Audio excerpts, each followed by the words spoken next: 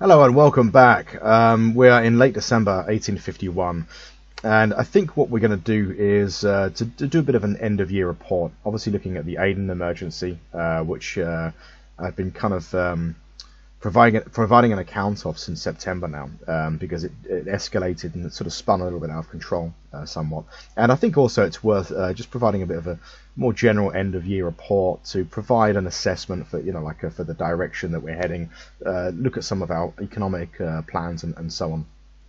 So we'll start off with the kind of the emergency that we've been following then in Aden, and you can probably see from troop deployment straight away that things have improved significantly. Now, Hussein Avni Pasha's Marine force was being, I think, in our last video, was being kind of brought together in Judea.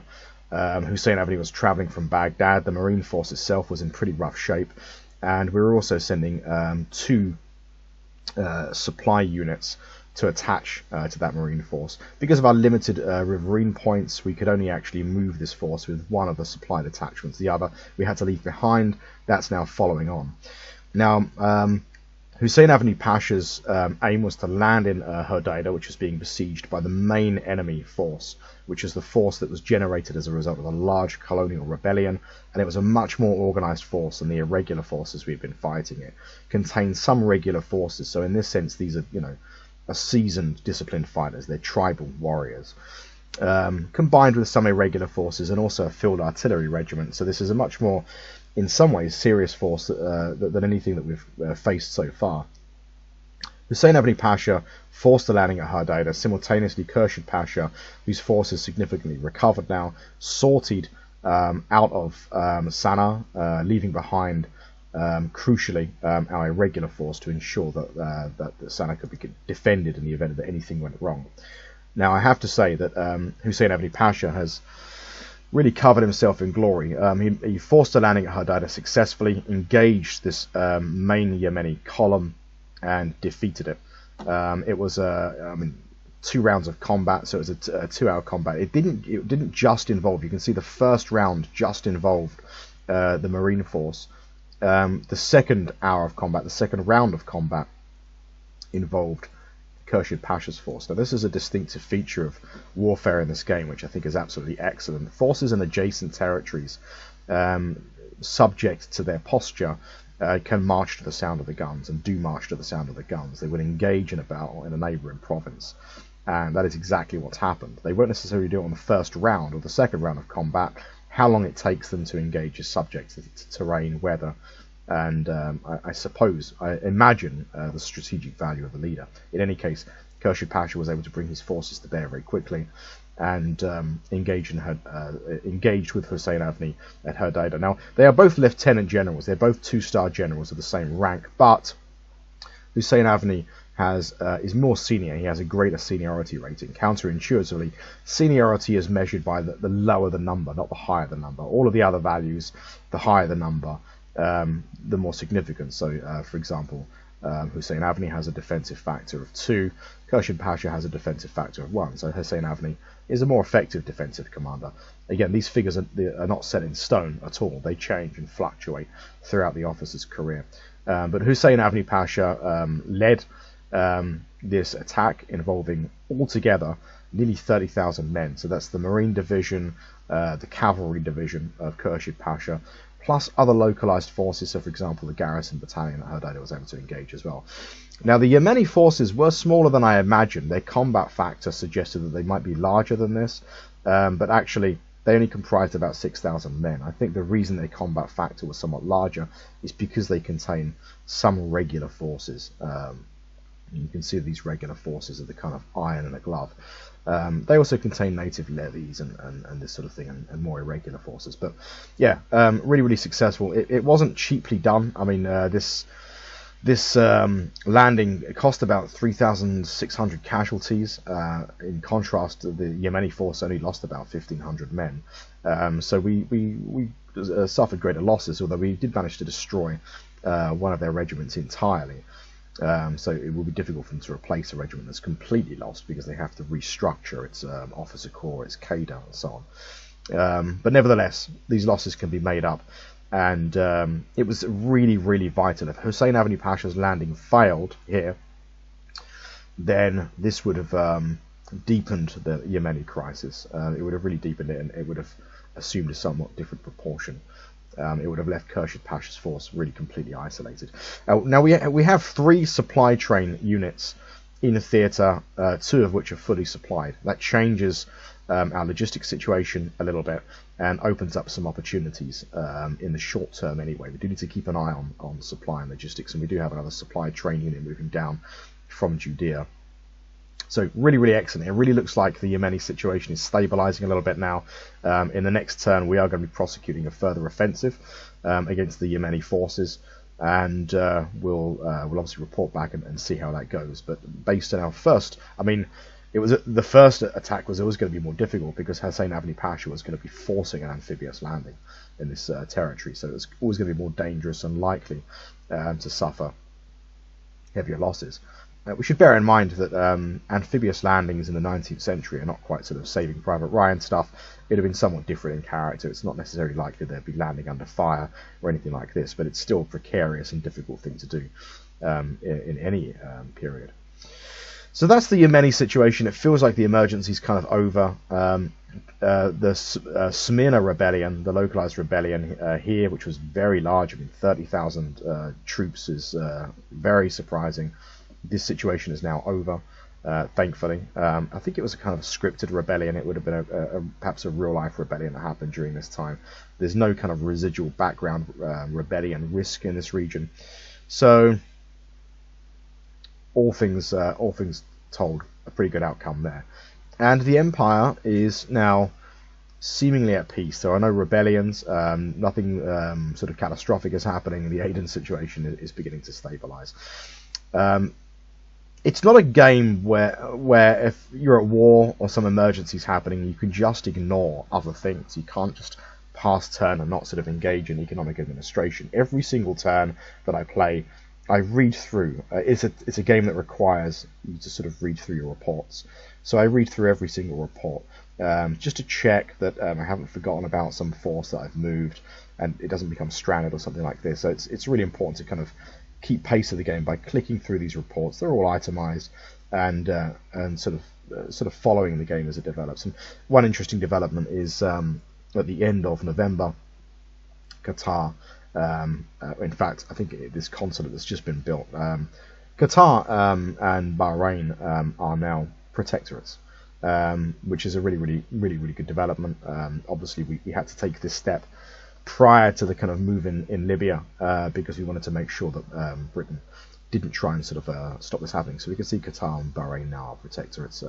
Dubai is still mid-influence territory, so Dubai is this region here.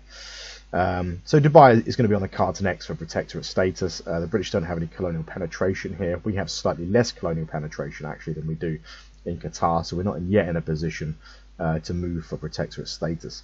Now, because of our constant trickling of gems from this region and from Kuwait, we've managed to constantly kind of make up the losses that we experienced last year in our failed attempt to colonize Libya. In fact, tax revenue combined with a conversion of gems has been sufficient to allow us to attempt colonization of Libya. We only have 3 turns left, so there's 6 weeks left. And we're so ahead, I think, in terms of the colonial penetration required, that I don't think that there's going to be any sort of there's no risk to this sort of backfiring this time. I think that by March, this region will be a formal colony in the Ottoman Empire, and that is very good news indeed. Beyond that, our economy has been trundling along very nicely. Nothing sort of too dramatic or upsetting to report. One really interesting development is we are now producing enough tobacco not just to meet domestic consumption but to ensure export. So domestic production of tobacco is now at 9 units per fortnight, and we can see that broken down into region. Consumption set at 80% value, which is as high as we can make it. We're making tobacco as available as possible for domestic consumption. Is 6 units per turn, 5 for national market sales, 1 unit for colonial market sales. This means that we're generating 3 units of tobacco per turn, which we can put out for export. And you can see here we have 3 and our right column, which we're prepared to export. What we can export will gradually increase in time, subject to our productivity. There are still some tobacco regions unexploited. For example, I think the last tobacco regions are in Plevno, in northern Bulgaria. I think everywhere else where we actually have tobacco as a kind of naturally occurring resource, we actually have manufacturers, we have RGOs, we have agricultural enterprises there. Now, this has been a period of slower economic growth, but partly by design. For one, we needed the private capital to haul as many manufactured goods as we can, and we're constantly in a process of stockpiling manufactured goods. One of the ways that we're doing this is we're paying a premium for manufactured goods. We keep a really careful eye on where we can buy manufactured goods, and at the moment, I think we're limited to Chesapeake Bay. So if we click over there, one of the things that we're doing to try and ensure that we outcompete anyone else that is trying to buy tobacco, that is trying to buy manufactured goods, as we click on here, make sure that we're paying a premium. It means that we're much more we are paying more for those goods, but we need manufactured goods for our early industrial development. So we're hoarding manufactured goods, and that slows economic growth. It means that there's less private capital available to build manufactories or farms or anything like this. But the reason being is I think it's likely that in the next couple of years we're going to have access to railroad technology, and once we have that kind of theoretical knowledge, once whatever it is that happens, an engineer steps off the boat in Constantinople having come from Belgium and suggests, actually, I know how to build these things, we want to be in a position right away to have the resources to exploit that theoretical knowledge. And certainly the first railroad is going to be in Constantinople. The other important thing for us, and I mentioned this already, is we're looking to expand our merchant fleet. And we now have 3 fleets in construction. That's more than that's more than the size of our entire merchant fleet that we actually have operational at the moment. We only have 2 merchant fleets. One is in the Black Sea, and the other is in the Mediterranean. So we're going to be more than doubling the size of our merchant fleet. I think probably by February next year, we will add an additional merchant fleet. So we'll be looking to build 4 merchant fleets simultaneously. And I think by February, probably the first one that we began building in October will be complete. And we can begin to fan those merchant fleets out around the globe, put them in different trade boxes to allow us to get consistent access to markets. At the moment, the access to the markets that we have is very, very sporadic. So we want to make sure that we have consistent access to different markets so we can import manufactured goods. And this can begin to give us a kind of commercial edge. It means that we kind of, in a sense, this is kind of the foundations. There's no point spending lots and lots of money developing resources that we can't export, that we can't build a serious industrial base if we don't have, if we're not plugged into the global market. And that's something that we need to do with the Ottoman Empire. The Ottoman Empire starts the game off as a very kind of economically parochial and backward society, and in real life, in some respects, it remained that, although it did industrialize during this period. We want to industrialize much more effectively than they did in real life. We want to industrialize in a much more intensive fashion. And this will have lots of different impacts. It'll mean that we have more state revenue, our cities will begin to grow in size. And one thing that I can say is throughout this year, Smyrna, for example, has gone up 1 population point. We've had the foundation of Antalya and Eskişehir. I may be pronouncing this wrong, but these have been established as formal cities. So population growth in eastern Anatolia is quite high. Let's have a look at our regional census and see if that is still the case. So we can see growth rate. So growth rate, Sinop, Izmit, Trabzon, Ankara, Sivas, Adrianople. These change a little bit, but population growth is generally quite high in Anatolia. This is good. Izmit, I think, probably because, of course, we've established a fruits farm here. Productivity is quite low. There at the moment it's only at 20%, and we're producing 1 unit there. That will increase once population growth really takes hold there, and we have the establishment of a town or a city, and also we can develop railroads here. This will change things a little bit. So in terms of end of year report then, I think going into sort of next year, going into 52, we want to obviously get these merchant fleets constructed. I think probably we'll add 1 more merchant fleet, so we'll have 4 merchant fleets, get them constructed, get them fanned out across the globe. My thinking is we're going to send 1 to the Indian Ocean to make sure that we've got good maritime access to Aden. The colonization of Libya should be complete, and I think next year we're going to try, and now we're building up a good stockpile of manufactured goods. we'll keep an eye out for science. We'll keep an eye out for sort of any report backs with regards to the development of railroad technology. I'm hoping it's going to be in the next year, but nevertheless, we're going to begin to build factories. I think we're going to build a second factory. This time we're going to build it in Smyrna, and we'll look to do this maybe between March and May time. And I think we'll build another textiles factory, just because we have good, as mentioned in previous videos, we have good domestic access to the kind of raw materials that we need to sustain textiles. So these are things that we can produce fairly efficiently and cheaply. Like, we don't need to import anything to support this industry. So we'll build an additional textile factory in Smyrna, and perhaps a third one somewhere also, maybe an additional one in Constantinople. Constantinople is strange in that it is the size of an industrial city. It's a part of the kind of sort of what we're bequeathed really by the kind of early modern Ottoman Empire, and that is that Constantinople, as it was even before the Ottoman Empire, was a great kind of metropolis. And it remains a great metropolis. It remains about the size of any kind of big, it's larger than Madrid. It's slightly smaller than Barcelona. Probably in real life, I'd imagine it has a larger population than Barcelona. But it's about the size of Paris, a bit smaller than London. It's the size of a big industrial city, except it just doesn't have the factories. It doesn't have any kind of a huge amount of modern industrial development. So I think utilizing this large population, utilizing this large metropolis, and building a big industrial base centered around Constantinople makes a lot of sense before we begin to spread out too much. So we'll be looking to build another 2 factories, almost certainly textile mills, in Smyrna and Constantinople, maybe even 3.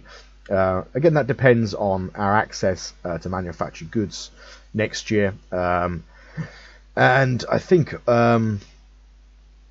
also whether or not we acquire railroad technology. I think I'll leave it there then. That's our kind of end of year report, and if anything crops up over the next couple of months, I'll do a video. I probably won't do the usual kind of quarterly report at the beginning of January, because I've kind of folded the conclusion to the Aden Emergency series into a kind of quarterly report, which has just happened slightly earlier.